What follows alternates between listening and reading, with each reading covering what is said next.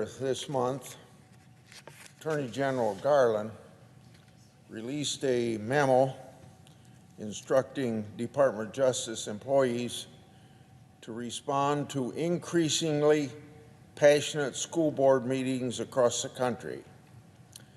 That memo talks about working to stop the violence and the threats of violence. That part of it is very fine, but unfortunately, the memo makes it sound like the Department of Justice might want to go after much more than just violence. Over the last year, school board meetings have turned from relatively calm local affairs to often boisterous meetings that are seen across the country. This began with parents who were upset after the schools being closed last year, well after we learned that they could safely reopen in spite of COVID-19. Then these meetings grew to include pushback against mass mandates for students and against school districts adopting a curriculum known as critical race theory. There are many parents across the country who are upset about these things, and that is their right to be upset about them and to talk about them all they want to. After all, freedom of speech, freedom of assembly. So here's the issue.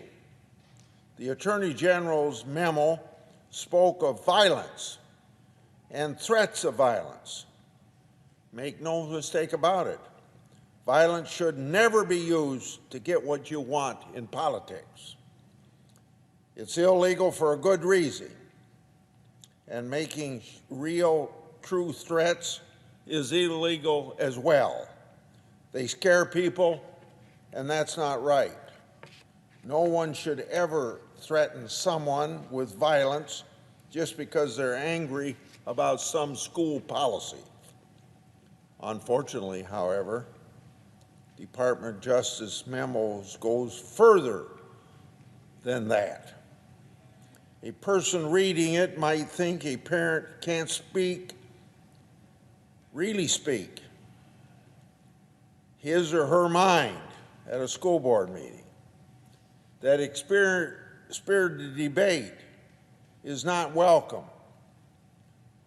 That very pointed and direct questions from educators to school board members aren't welcome.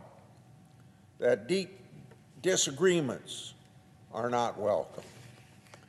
Parents coming and speaking to their local school boards is what our democracy is all about. The essence of our representative system of governments, whether it's Congress, state legislatures, City Hall, or school boards. We ought to be able to have civil discussion, and nobody ought to question that civil discussion. And of course, democracy also includes very passionate disagreements. If an elected official can't handle a passionate disagreement, then he or she shouldn't go into politics in the first place. And that goes for the president, that goes for this senator, that goes for every member on every school board in the country. Elected officials don't go crying to the FBI when constituents tell you something, how they're really feeling on an issue, regardless of how strong that feeling might be. If a parent is passionately advocating for her child at a school board meeting and school officials tell her she's out of line, the parent should not have to worry that the FBI is going to pay her a visit in her home after that meeting. She should not have to wonder whether the Patriot Act is going to be used to investigate her. It should never even cross that person's mind. If she does, then she might just stop talking altogether at a meeting, and you'd have a chilling effect on democracy. And that chilling effect, it's a very bad thing for democracies. In other words, it should never happen in the first place. So, it's critically important for the Attorney General to make very clear to everybody that short of violence and making true threats of violence, the federal government will have nothing to do with the crowds and the comments that people make at a school board meeting.